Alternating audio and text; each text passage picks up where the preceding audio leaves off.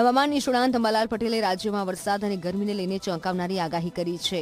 આગામી 24 કલાકમાં આશ્લેષા નક્ષત્રના મોટા છાંટા સાથે અમદાવાદ, વડોદરા, ગાંધીનગર સહિત ઉત્તર ગુજરાત અને સૌરાષ્ટ્ર, દક્ષિણ ગુજરાતમાં વરસાદી છાંટા પડશે. 15 ઓગસ્ટ સુધીમાં મધ્યપ્રદેશમાં અતિભારે વરસાદથી નર્મદાનું જળસ્તર વધશે, ત્યારે તાપી નદી પણ છલકાઈ શકે છે. ઓગસ્ટના અંતમાં અરબી સમુદ્ર સક્રિય થતા દ્વારકા, જામનગર, પોરબંદરમાં વરસાદી માહોલ રહેશે. 6 થી 9 સપ્ટેમ્બર અને ગણેશ ચતુર્થી પર મેઘરાજા ગાજશે.